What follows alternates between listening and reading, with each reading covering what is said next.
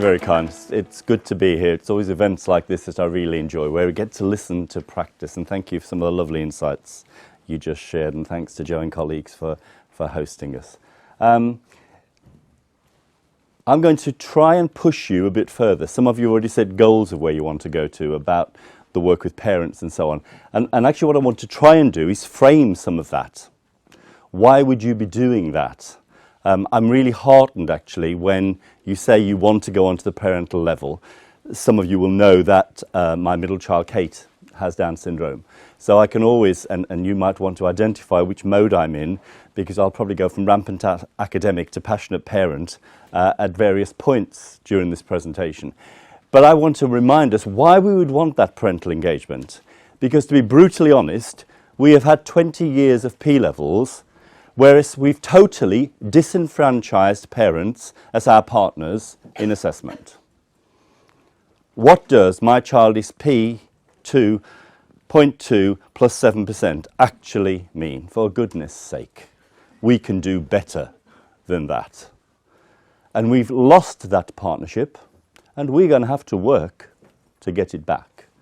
If I divide my careers, if I have to confess, Alan was very generous then, about the 30 years in education. My career has actually been 40 years in education. And, you know, my first 20 years would have been spent very closely working with parents. And the last has sadly had to watch as we've lost that. And we need to regain that ground. Whose child is it anyway? You're paid to do a job. Long after your paid employment has gone, they will still be walking the journey. Alan referred to headship. I've had 3 headships in my career. And I always used to say to my staff, share the wonderful insights you've got. Share your script when you go to those annual reviews. You've got a script, haven't you? Share your script, not just the outcomes. What was the process? What was the journey that you took the child on to achieve that outcome? Because actually, some of the tips that you can share, those parents can actually do at home and will be doing for years after you're no longer their class teacher. What a gift, colleagues. Do you realise that you have treasure in your hands? Treasure that you can invest in your children and their families, and consequently lives that you can transform. A speech therapist, when my Kate was 18 months old, showed us a particular technique to help Kate with tongue thrust.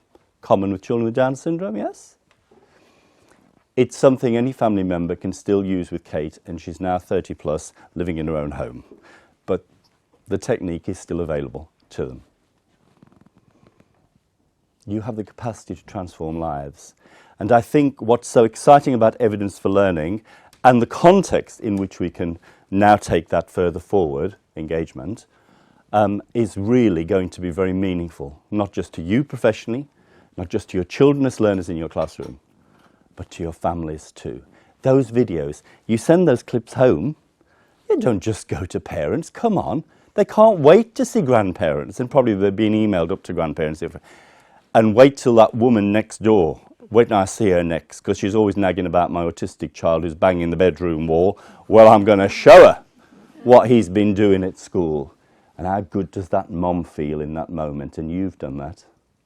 With the treasure in your hands and your capacity to press that button on that video machine, you did that. Can you see how life transforming this is? It's not just about your capacity as a teacher. It's your capacity as a human being. Do you know, I've come to the end of this career, and I think I've realised one thing about our profession, colleagues. Teaching is a relationship-based profession. They can throw whatever damn policy they want at us. But at the end of the day, we keep going on and driving on because of the human beings that you are. You need to ask yourselves, what was it that called you to be a teacher? And don't be frightened to answer that question. It is a vocation. And then you need to go one step further, please, which is ask yourselves, what is it that has called you to be the teacher of society's most vulnerable children? Identify what that is in your humanity and celebrate yourself. Because teaching is a relationship-based profession. It is your capacity to touch that child at their point of learning need. And it's then you begin to make the difference. But not just through the skill of your teaching, but through the power of your enveloping humanity.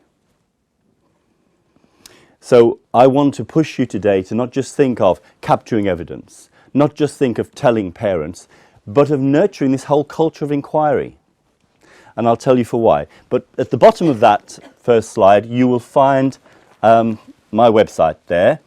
Leanne mentioned, a colleague of hers is going to be one of the trainers, and there's one at Torview, and similarly they'll be all around the country at the moment.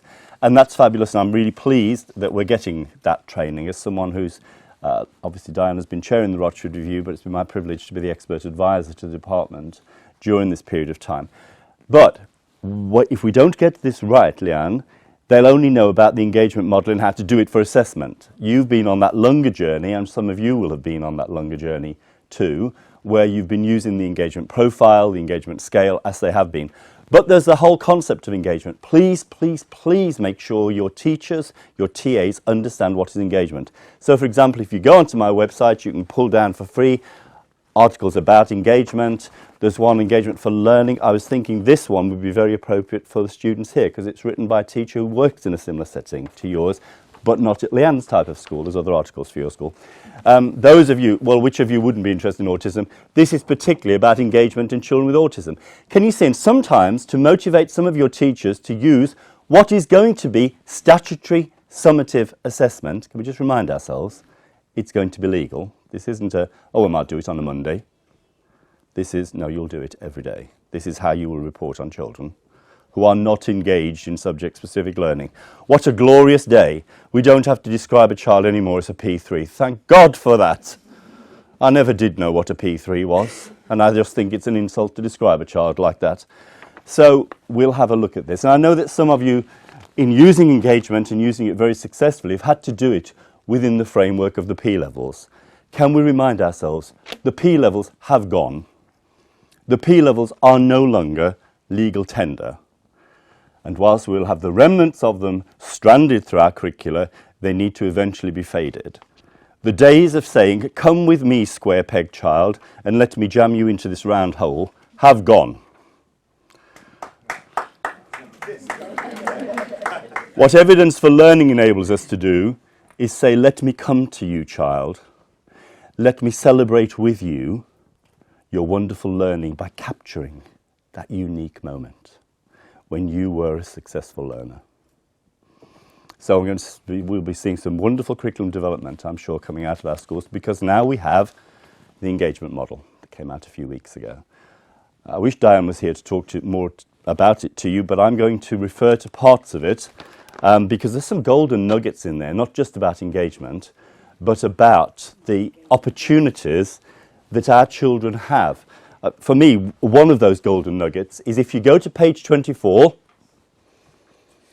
page 24 talks about the degenerative child, the dying child. It talks about assessing that child.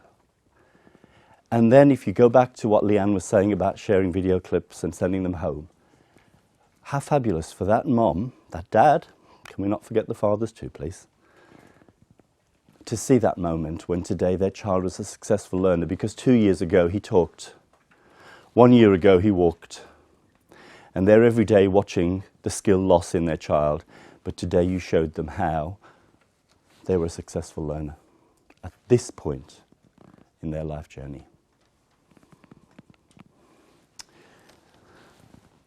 To understand what the new requirements are going to be, both for the pre-key stage statements and indeed for the engagement model, we need to understand that this is not about a politically driven assessment model. Yes, you need politicians to bring it in, and thank God it is going into the legislative cycle. I can't remember through which aspect, in between which aspect of Brexit it will actually sit, but you have to keep praying that it will ultimately get there. It is now in a legal form where it can go through the parliamentary cycle. But you need to understand this has been driven by children. Alan alluded to the fact that in 2009 I was appointed by the Secretary of State as the National Director for the Complex Learning Difficulties and Disabilities project. And my work up until then had been as a school principal. I'd run a school for children with autism, that was my third headship. And my work had been very much, though, about these children have complex needs. And in all of our language in this 21st century, those two words, complex needs, have crept into our educational parlance, haven't they? But actually, colleagues, we had no deep understanding of what they meant. We did not have any legislation around that. We did not have any national definition. And so part of my remit is, what do teachers mean when they're talking about complex needs? And so many of you will know the project inside out, but my work was very much about going around schools in the country and saying, right, describe to me what a complex needs. Describe to me what a complex needs. What do you mean by complex needs? And with all the words that you used to describe, I formulated the national definition that now sits in the department, which is for children with complex learning difficulties and disabilities. CLDD is actually the full correct term, and obviously it sits alongside SLD, PMLD, MLD and the rest. So it's in a conceptual framework of definition, but actually abbreviated complex needs. So this is about that new generation of children. Because, colleagues, in this 21st century, the children have changed. The children are changing, and the children will continue to change. And one of the exciting things for me with evidence for learning is it goes where the child goes. So this coming September, you may, for example, get a new child, say, Joe, in this school, with a rare syndrome that, with all your experience and that of your colleagues, you've never seen that rare syndrome before. And you think, heck, what are we going to do? My staff, I used to remember back in my first headship, I used to love to be in the staff room, probably late September, when a teacher would burst through the door and red-faced and hands on hips saying, I've never seen a child like this before. By the time I was in my third headship, that staff room door was off its hinges. Everybody was coming through saying, I've never seen one like this before. And that's constant. Well, what do we do? Send them home? I don't think so. The child that enters that classroom door is a child coming to learn in your classroom, and you're paid to do that job, to teach. And so we just get on with it, don't we? And we have to evolve new pedagogy and take a bit of this that we did last year and a bit of this communication program we've tried with a child with a similar communication profile before, and so on. If you were a Senko event, I would actually ask you to think of your special needs registers, and I'd say, which children in this 21st century have actually rewritten your special needs register? I'm not going to ask you, because some of you have heard me speak before and you'll know the answer. But often I'll get the answers: autism, ADHD. Everybody okay with that? Latterly, SEMH. The truth is, in this 21st century, the group of children that have actually rewritten the special needs registers of our special schools are children born prematurely. Prematurity is anything 36 weeks gestation, but the real changes come with those children born pre-28 weeks, where the brain is white matter, it is not grey matter. The grey matter in the cortical folding, those squiggly bits on the top of the brain, does not start until post-28 weeks gestation. And the numbers have risen and have risen and have risen, to the point where we're at 80,000 children per year born prematurely. Of those now, about 92% survive, so 70,000 plus, and of those 63% survive with some special need or disability. That is 50,000 plus children every year. So this last academic year, 50,000 children born prematurely entered English schools. It means that in primary schools, there are 4 children born prematurely in every primary school in England. Most primary heads would struggle to name one. And if that is so in a primary school, how many are there in the schools represented here? And their profile is quite different to the profile that we've known before. We need, colleagues, to move to 21st century pedagogy. We're educating too many 21st century children with a 20th century toolkit.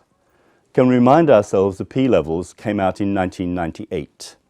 They were absolutely groundbreaking, and I was one of their biggest advocates. I remember taking the P levels to New Zealand and helping New Zealand special schools implement them across their school system. Nobody in the world had anything like that. And the legacy of the P levels will be, we have shown how we can capture learning at those very early levels. But they were designed particularly for those learners that you would call children with PMLD, that in P-level term were those at 1 to 4. Whilst the documentation, this particularly, talks about the transition from the P1s to 4 to the children not engaged in subject-specific learning. We need to let that go as quickly as possible. The key phrase is not engaged in subject-specific learning.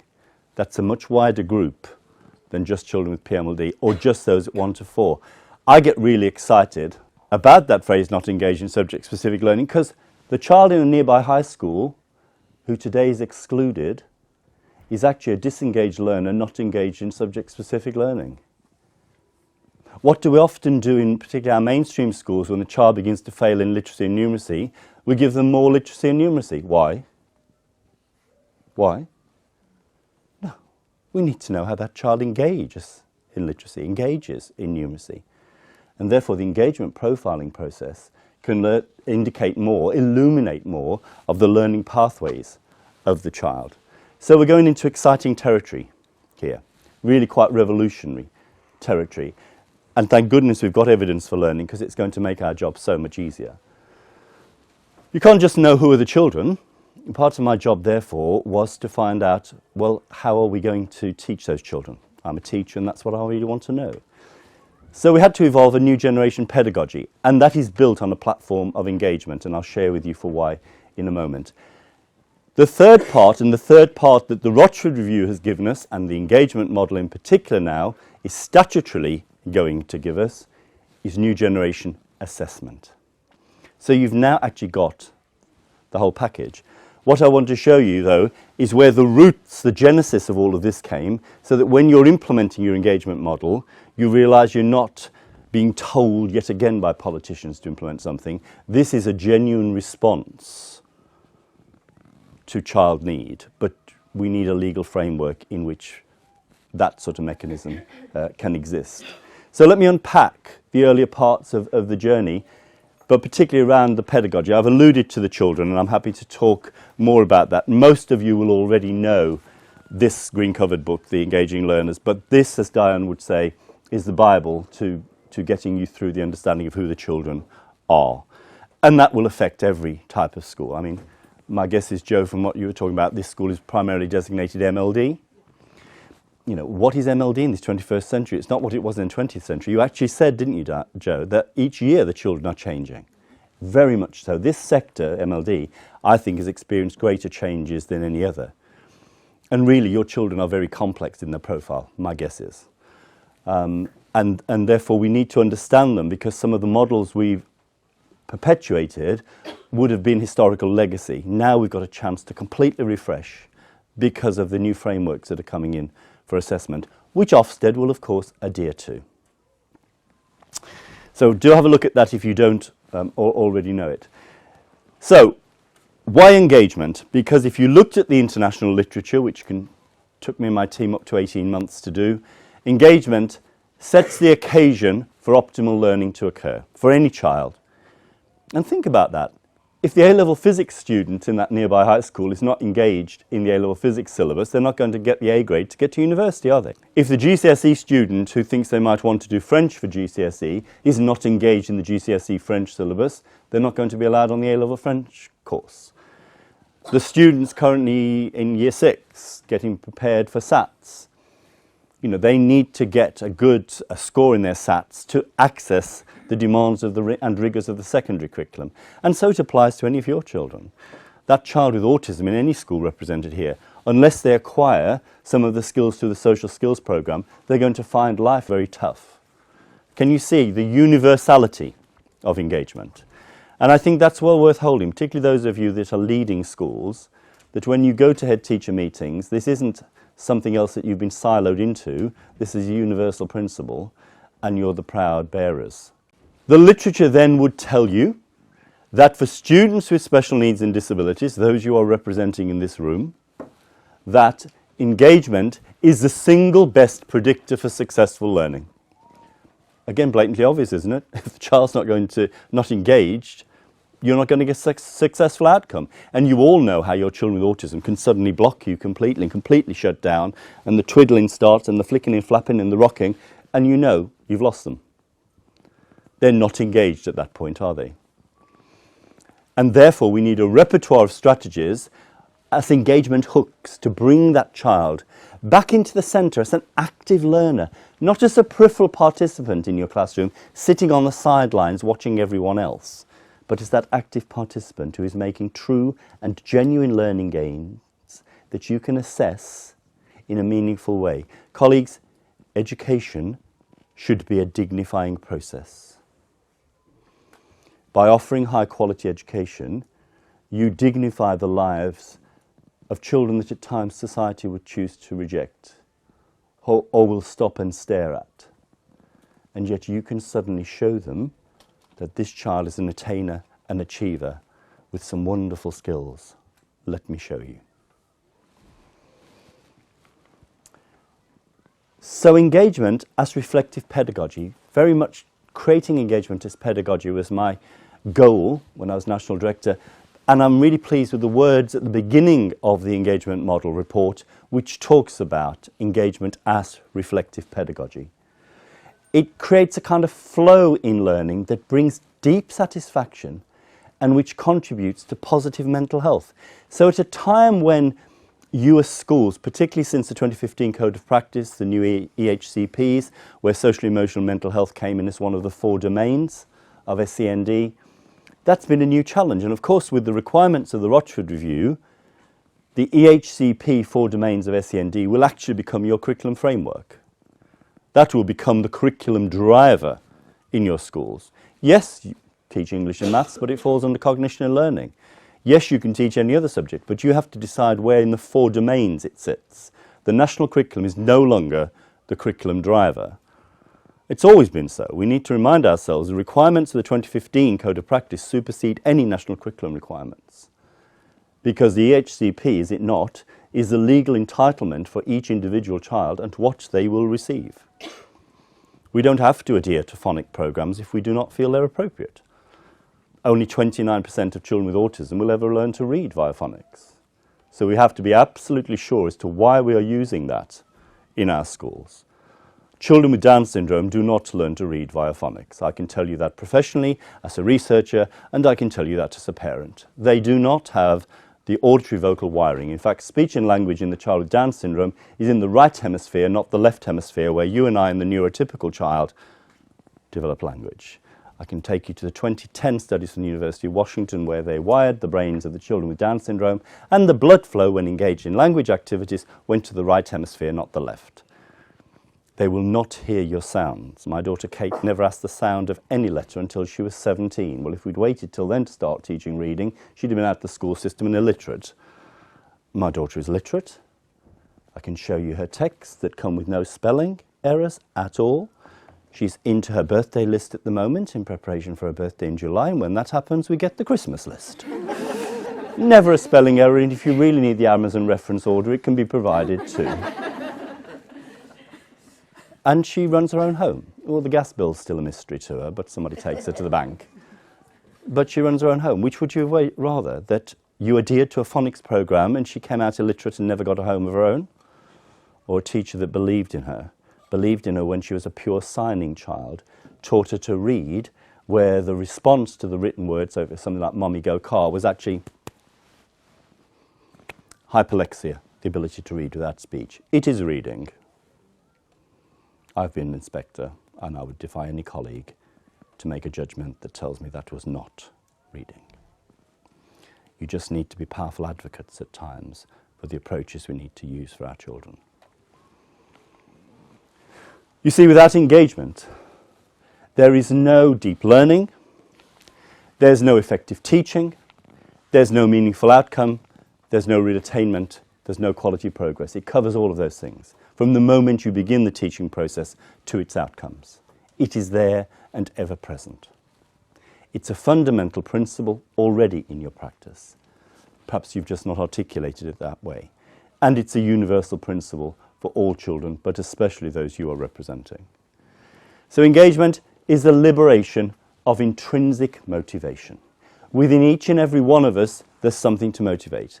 I just want to share with you my 7-month-old grandson, Rory, who on Pancake Day this week his engagement in pancakes was intrinsically motivated. He went through volumes of them. He's at the weaning phase at the moment, and he had crushed strawberries on it. I asked my daughter why I wasn't invited to breakfast that day, because he was having a ball. But you can see his intrinsic motivation is truly liberated.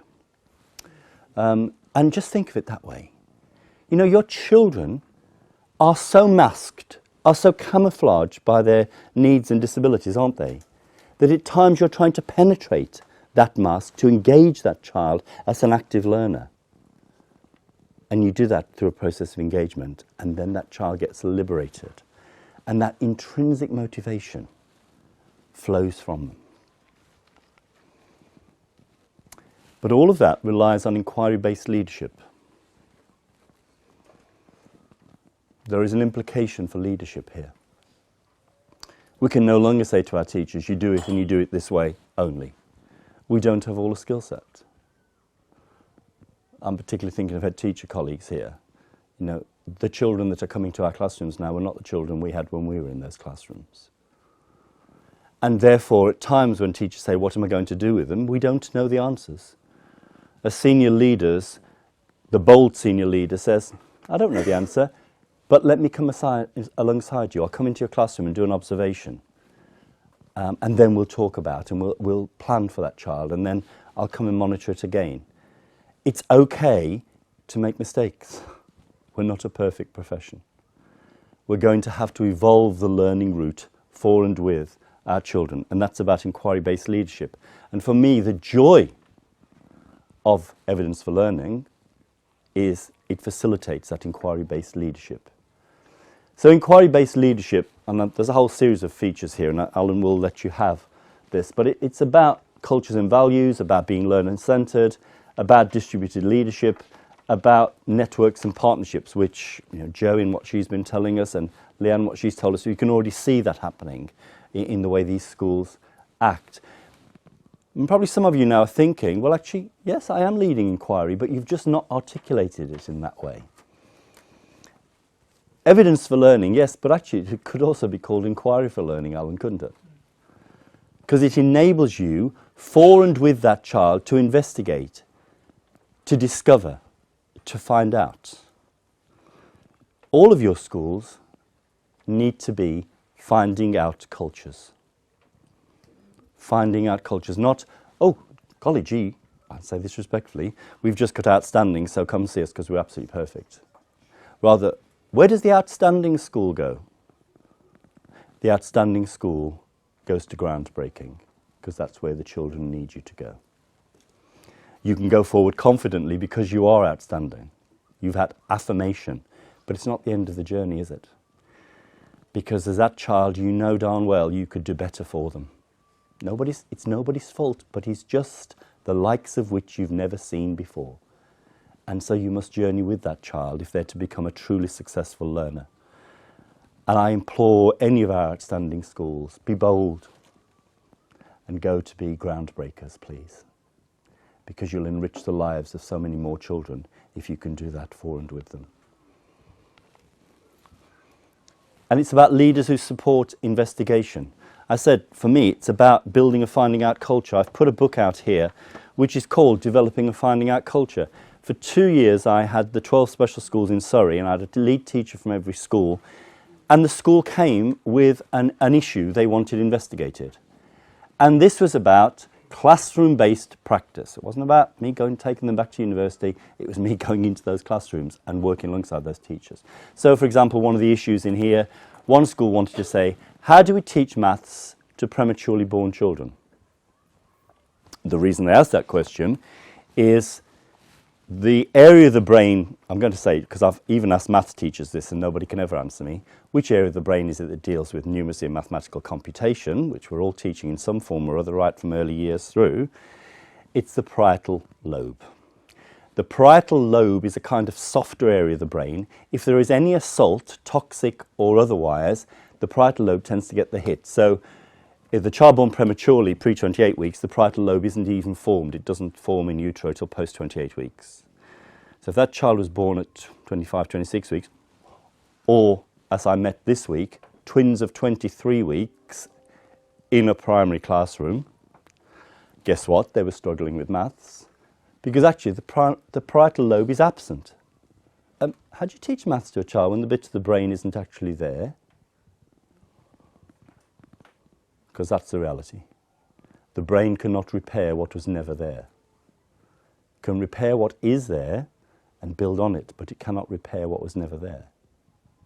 So those Surrey teachers in one school asked that question, and for 2 years we tried lots of different mathematical approaches with prematurely born children. The outcome, at this point in time, 10 years' time there'll be something better, I'm sure. This point in time, Numicon is the most successful approach to teaching mathematics to prematurely born children. And the research literature tells you categorically by the age of 11, for all children born prematurely, maths is often the area that they are struggling with academically most. And leaders who do not know all the answers, who are prepared to accept that children have changed dramatically and build, therefore, that finding out culture and build a whole succession of evidence-based judgments. What does evidence for learning enable you to do? But to take your video and then say to your TA, I think he's building a sequence of 10 blocks.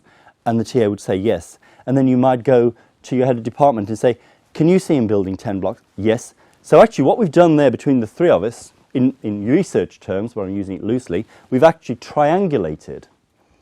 In research terms, we've actually gone for what I would call inter-rater reliability. No one teacher should make the judgment alone, even however good the video is from Evidence for Learning. No one teacher should make the judgment alone. It needs to be a corroborated, moderated judgment. But inter-rater reliability simply means I saw it, you saw it, you saw it, yes? The judgment is secure. Triangulation, inter-rater reliability, evidence-based judgments. So, one of the things I want to push you on to think about, particularly those of you to senior leaders, is you're getting all this glorious evidence through the app and through the videos being taken around children. But I want to show you how, quite simply, by one of the videos you took for a child, if you flip it, you can actually look at teacher performance, and you can actually go about coaching a teacher. And maybe it's different in the north, but certainly in the Midlands, we still struggle with teacher recruitment sometimes, let's face it. We all love what we do, don't we? But we're not the sexiest area to come and teach in. For some teachers, it can be a bit tacky, and of course there's that awful thing called poo that has to be dealt with, you know, and it's just too much for some. So they don't come. So teacher recruitment can be a bit of a challenge at times. And so you get this really good teacher who's been successful in primary. You know you're going to be, I'm looking at you, but you know they're going to be fantastic, yes? But augmentative communication, well, which planet did that derive from? You do what with your hands and a symbol and you press this button, how? And you thought evidence for learning is complicated. Okay, so we have to coach them into the job. Leanne, yes? Definitely. We're getting there, but we have to coach them. If you haven't looked at the complex needs modules, go to www.complexneeds.org. The 16 modules of teacher training on there, starting from teaching assistants through to leadership level. Let me say that again, starting with teaching assistants. There aren't any teaching assistants here today, are there? No, they can never get under the courses. The budget won't extend to it. The budget won't extend to it, will it? No. But then you say to them, oh, we've got this child with attachment issues joining our class after Easter. I want you to be their support for the first 2 weeks. Well, the TA can spell attachment, but what does that mean in an educational setting? And certainly, what does the impact of attachment have on learning? And you expect them to support them for 2 weeks? I don't think so. We need to find the attachment elements of the complex needs modules, and you need to give them at least 30 minutes in the next 2 weeks to get themselves ready for post-Easter, where they can then meaningfully support that young person. And they don't even have to come out of school to do it, and the stuff's free and online. So, I want us to look how we can use the videos to support judgments, to identify strengths, and to set up processes of inquiry. So, we're going to look at this video. If you can't see and you want to move towards the back, please do, because there's an activity to follow this. This time last year, we were thinking about outcomes all the time. Why haven't you got a great outcome? Or if you have got a great outcome, why? Now, it's not about outcomes at all. It's about inputting to children. What are we doing for teaching? What are we doing for learning that allows actually that young person to do the best that they can? Looking at the video of Violet, as someone who doesn't know Violet well, what do you see? When you first go into the ball pool with Violet, she very quickly becomes engaged. She finds one fish and then another fish, and then you use sign to show her that they're the same. She signs fish. So you get lots of good interaction. She's curious, she's discovering, you're naming, and you're co-constructing the experience with her. You're modelling, you're hoping that will engage her. She gives you partial engagement, and then she pulls away from you again. She disengages. For safety reasons, you need to bring her back within the parameters of the ball pool. You try to encourage her to go back to some earlier learning, which was to find the fish, which we know she's successfully done. But what I was really fascinated by is often we focus just on how the child is learning, how they're engaging, but actually I saw how a teacher engages. And just by keeping in your mind, how does this child engage as your central focus? How do I as the teacher engage this child as your central focus? You went from engaged to disengaged to re-engaged to full engagement. It was just a brilliant piece of teaching.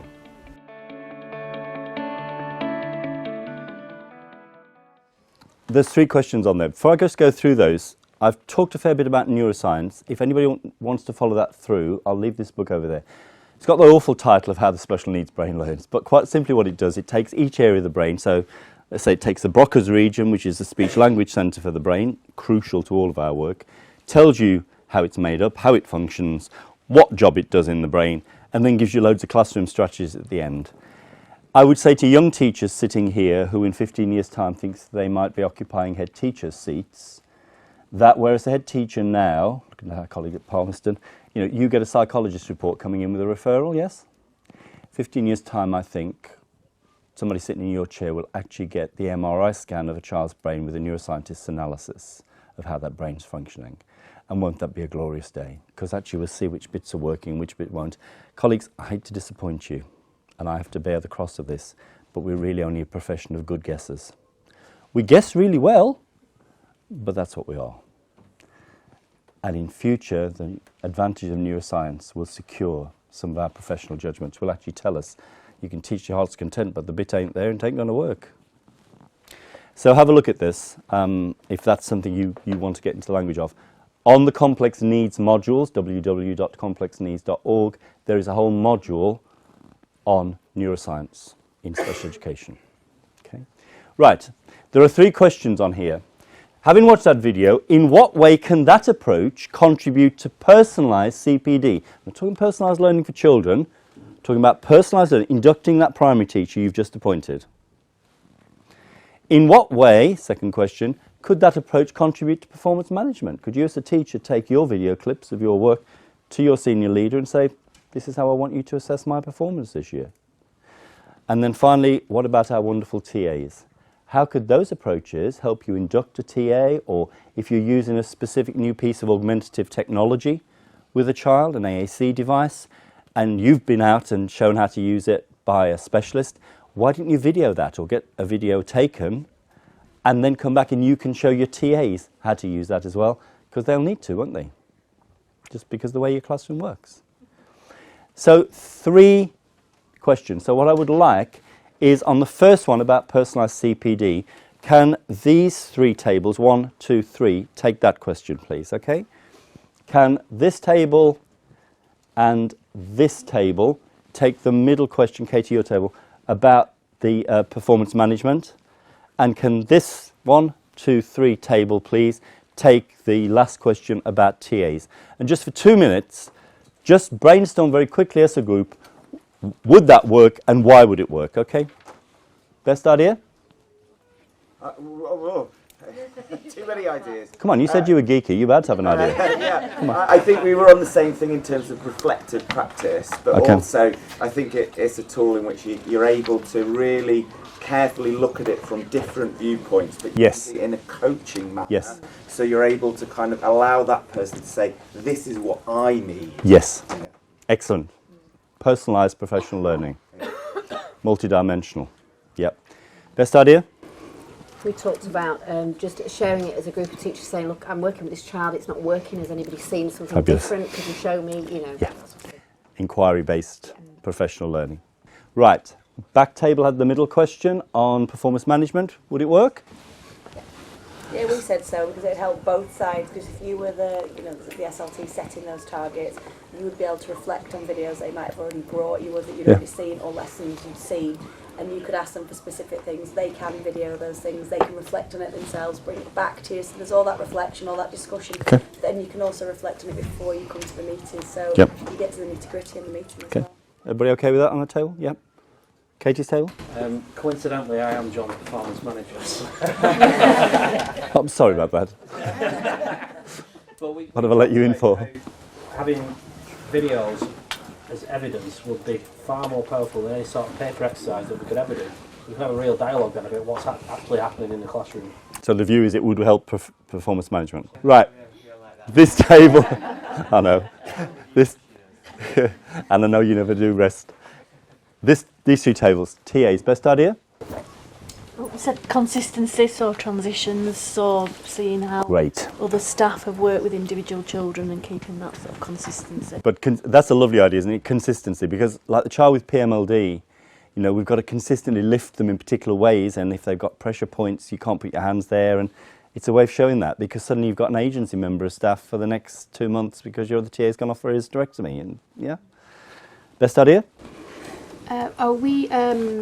We were talking about somebody very, very new to the field who may not Yep. have any knowledge. You can sit Yep. with them and have a really positive experience where you say, oh, look what you did, and oh, that's how the child responded, and oh, so if you did that again, So you help the analysis of their performance, starting from their successes and taking it. Next time you could perhaps do it this way as well, yeah, or and add make to it. positive for them as they're Great. learning too.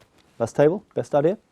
We talked about it being able to sort of show the TAs the whole picture rather than just giving them the sandwich bits that we've digested and given them, Yeah. or they've received from wherever elsewhere. Yeah. They get to see the whole picture. They get lots of fragments, don't they? And yeah, we'll give that coherence. Yes.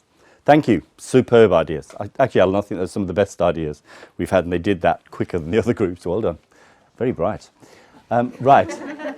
So we've got, you know, this head teacher saying here, only fundamental, radical and innovative change.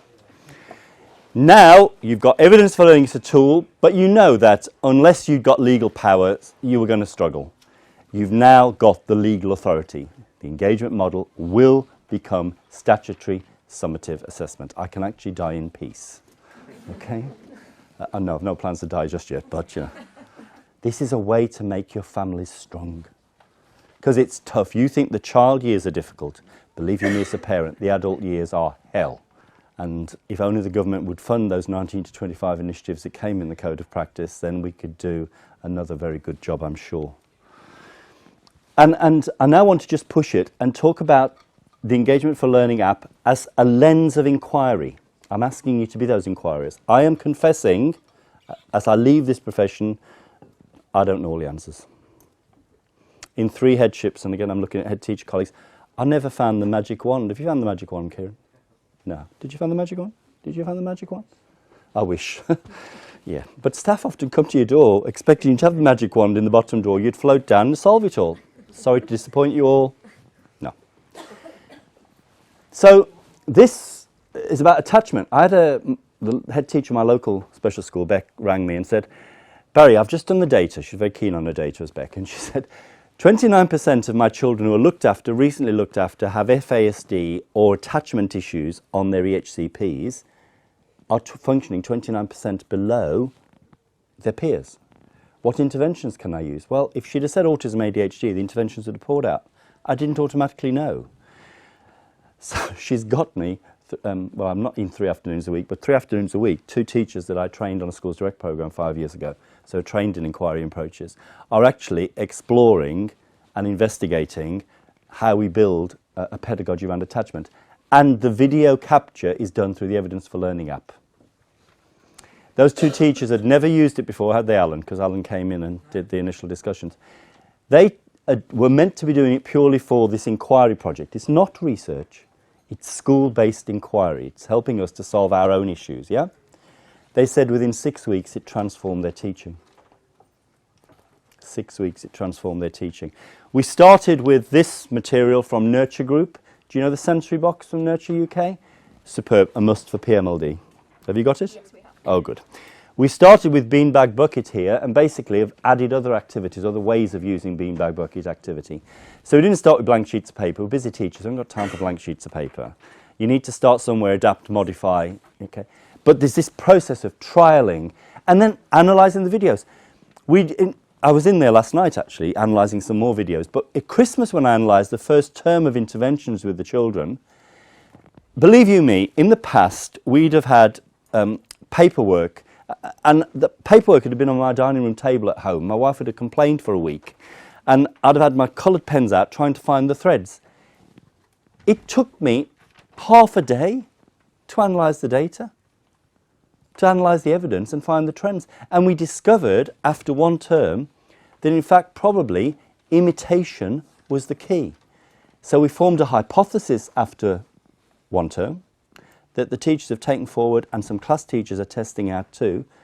Is imitation possible with children with attachment? And many of them do not automatically imitate because it demands social reciprocity. If I did that, can you do that? Yeah, you see, you can imitate. A child with attachment won't automatically do that because they're not socially attuned. And in fact, the brain is shrunken through lack of stimulation. It's a shrunken cortex from what it should be. We can't get in there, we're not brain surgeons, we can't transform that. What we can do is stimulate it. When you imitate, another word for imitation would be?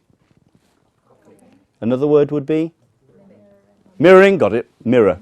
Just think of mirror. I want you to think of mirror because what's happening in the brain is called mirror neurons. Can you do it again? You're very good, aren't you? Yeah. Wonderful. She's mirroring me, and actually to do that, messages are going along neural pathways, they're being decoded, encoded, coming down here along neural pathways again. But because she's mirroring, it's mirror neurons. When the baby goes ba, ba, ba, and you go ba, ba, ba, you're reinforcing the auditory mirror neurons. You'll fire the brain, and the brain will grow more through the mirror neurons, will grow more neural pathways. You can re-stimulate brain growth just through imitation. No cost, low cost, yes? Don't complain to me about restricted budgets. You can all imitate at no additional cost. And that's already, our evidence from last night is yes, we're getting the findings that imitation, if you think the child's got attachment issues, but then Piaget tells you imitation's the foundation of all learning. Your teachers, for goodness sake. Let's go with what we know, shall we? So in this case, I'm talking about evidence for learning as an agent for inquiry. It gives you a lens to investigate, to explore, to discover, to build that finding out culture. Is everybody comfortable with this? It's a lot of what you're already doing, isn't it?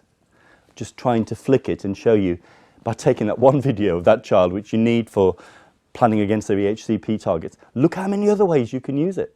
To talk to their teacher about performance, to talk to their TA about how to manage and handle the child, to ask more questions about how that child is learning. And hypothesize and see if that approach worked. It didn't, well, there's no blood on the floor, let's move on. Yeah, there's no sweat.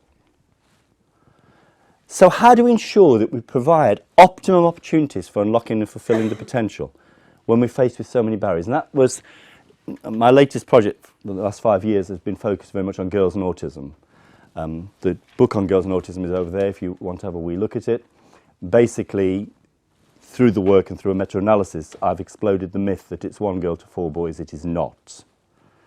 It is probably between 2 and 3, probably 2.5 girls to 4 boys. We've got it grossly wrong because our understanding of autism is male autism.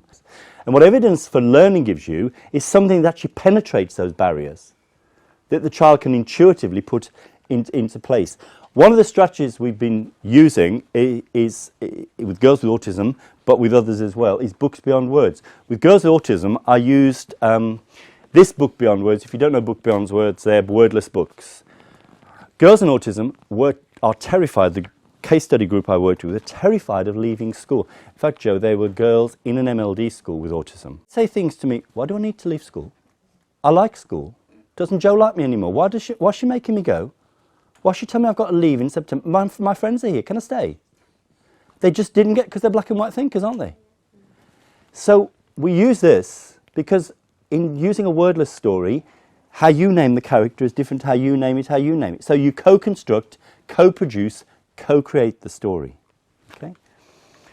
But there's a project on at the moment called the Open Book Project where we're asking the simple question, will those wordless books, those books beyond words, and I've put some information on the table over there, resource the SEMH curriculum? And the answer is coming back powerfully yes.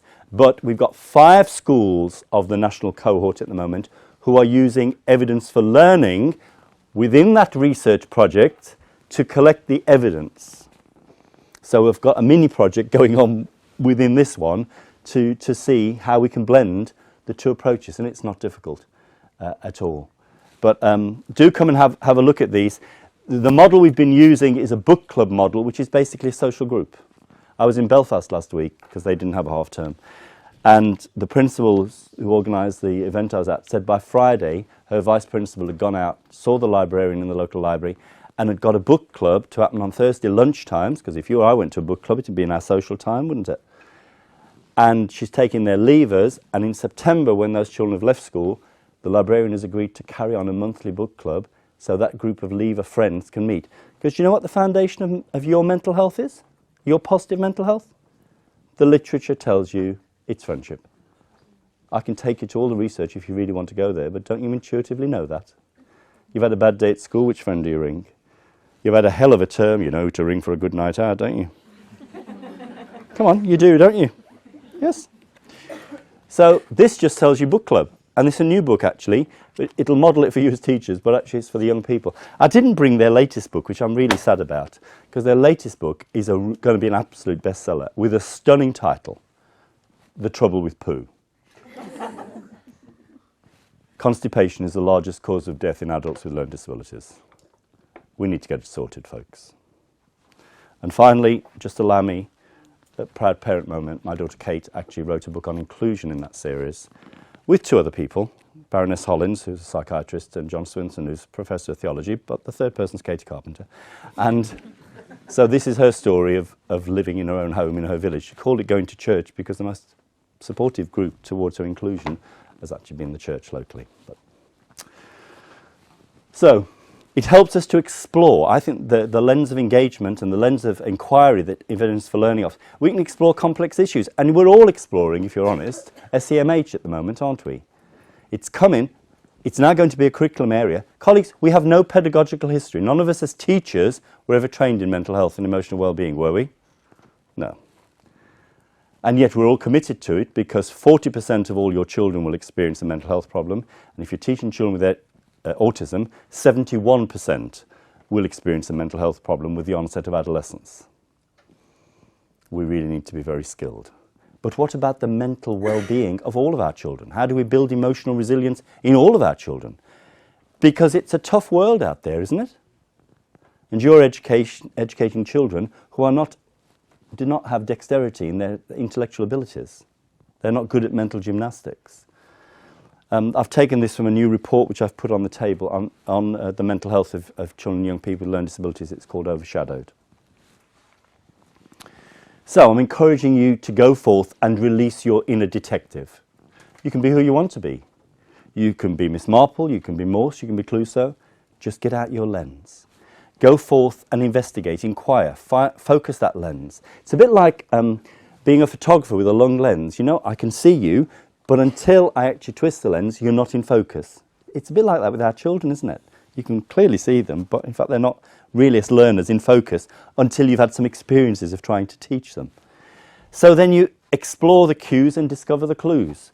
You collect the evidence systematically, like a detective would. Who did it? In the library. With what? You know? And then you identify, look at those responses, hypothesize, analyze, and devise the ways forward. Just think of yourselves as detectives. We've been writing in one of the projects I'm currently overseeing, best hope for outcomes, because sometimes a target isn't the way forward. You're teaching to a precise target, therefore the child can only operate in a very tight way. If you say, for some areas of curriculum, it's a best hope for outcome, it allows a wider range of response, particularly in the domain of SEMH. We do not want a checklist for SEMH. Because we've had traditional approaches that are very paper-based. Well, we're liberated by education, evidence for learning from using those approaches. Okay, I want you to just ask here, what do you see?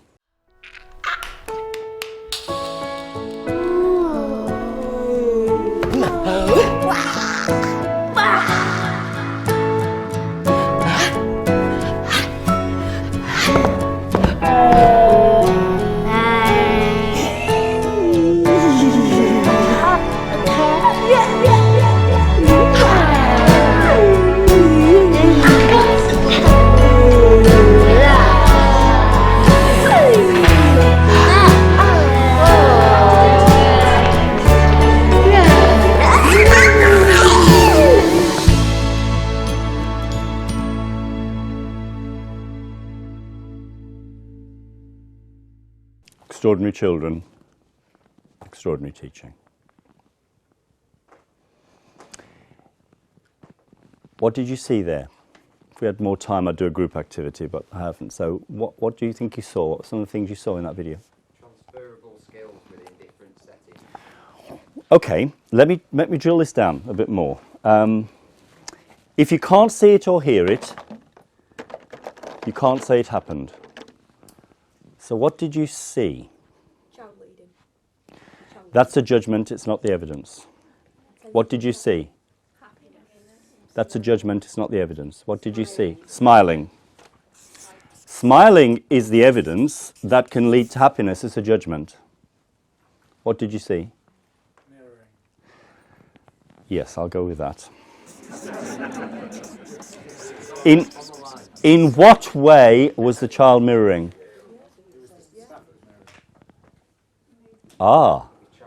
She subtly, that was a TA leading that session, she subtly shifted it halfway through. Did you notice that?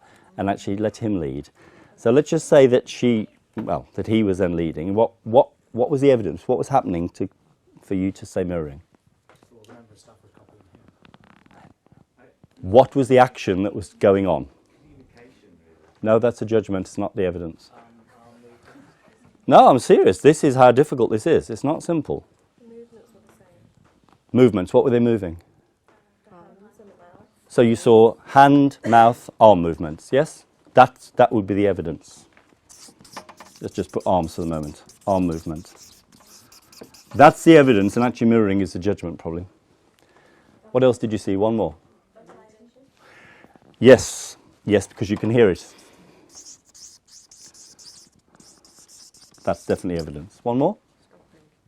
Stomping. Stomping is certainly a movement, I'll go with that.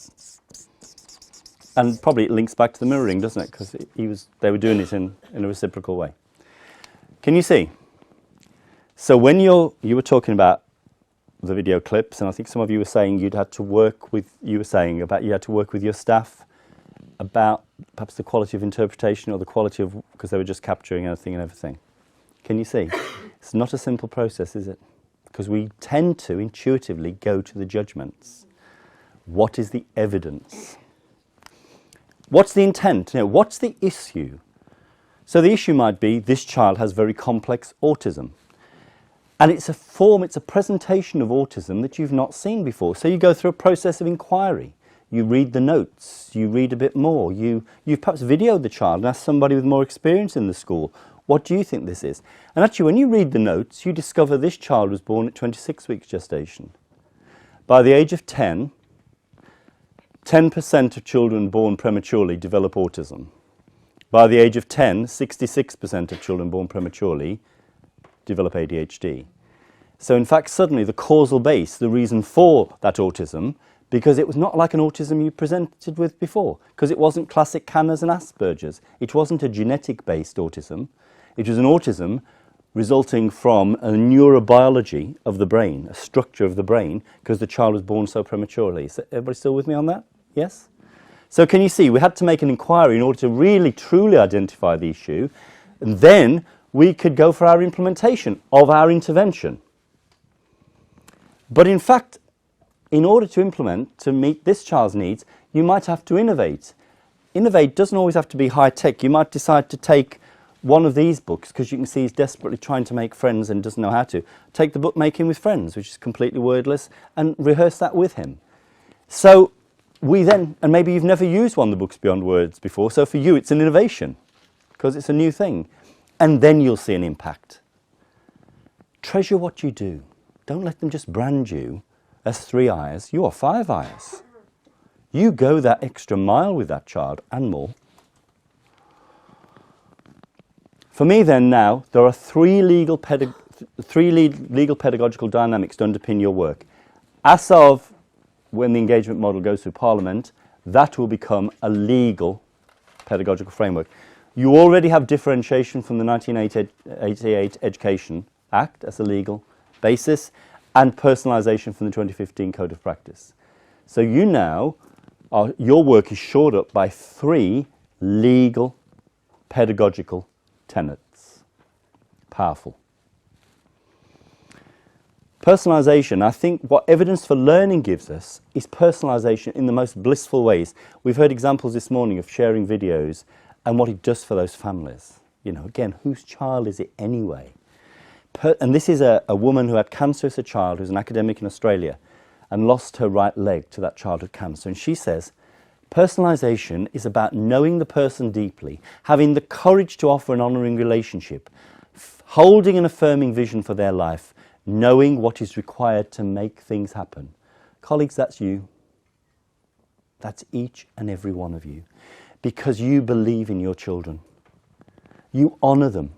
You know that if you get their education right, it will dignify them as people.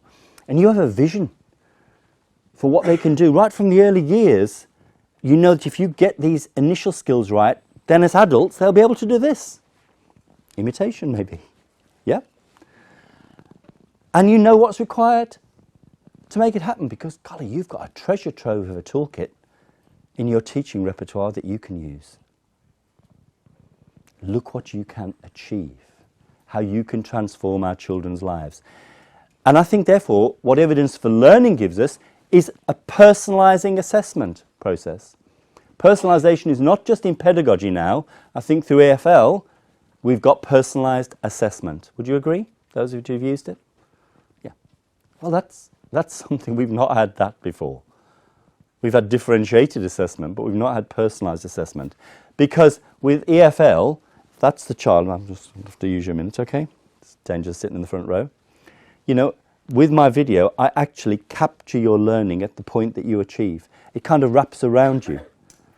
I didn't have to take you somewhere to do it. I just got the iPad and you were doing it and I got it. So it wraps around, captures their attainment and celebrates their achievement. I'm going to tell you this funny story to end on.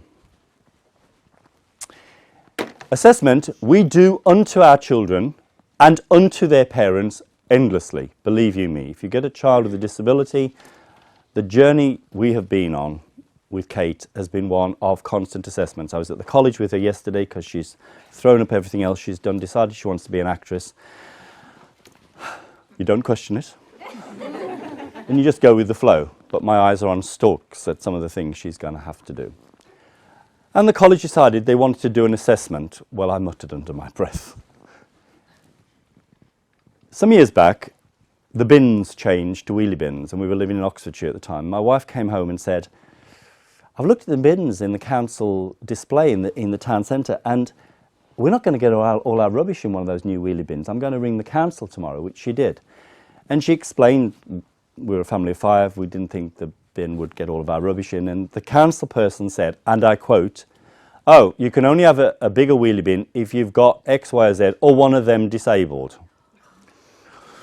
So my wife said, well, we have a daughter with Down syndrome, she doesn't create any more rubbish than anybody else in the family. Ah, well, if you've got one of them disabled, you can have a wheelie bin assessment. Novel concept. Anyway, the day came when we'd had notes to the door which said, please put out your new wheelie bins, black bags will not be taken. Well, we hadn't been given a wheelie bin, so I put out the black bags, and they came to collect them on the Friday morning, and they left my black bags. So this involved me in my dressing gown in the drizzle at 6:45 in the morning, going up the cul-de-sac saying, excuse me, could you take my black bags because we're waiting for a wheelie bin assessment. The person driving the dust cart felt he needed to bellow to his mate Bert at the back of the van, bear in mind we lived in the cul-de-sac. it resonated around, and Bert confirmed he'd never heard of such a phenomena. Now, the neighbours were on the doorstep and the curtains were twitching at this point. And anyway, would you believe in 2 weeks later, this wheelie bin arrived through the ether. I mean, wouldn't we like all assessments as parents of children with disabilities to be like as simple as that? Except this wheelie bin must have been subcontracted from Biffa Skip Hire. I had to do the bodybuilding course to shift the damn thing from the front of the house to the back of the house. It was huge. But I just want to say that, you know, that we can laugh at that, but actually some of those indignities are what happened to our parents time and time again, and yet they still stand up again and advocate for that child relentlessly and powerfully. And can you help recharge their batteries, please? Those videos recharge the batteries and enable us to stand up again and face the next battle. Because however wonderful you've been, you won't be there always. And we have to go out and face others who understand our child less. So finally, I'm not going to read the Māori to you, but the Māori in New Zealand have this wonderful phrase which says, "Let the uniqueness of the child guide your work." Go forth. Thank you.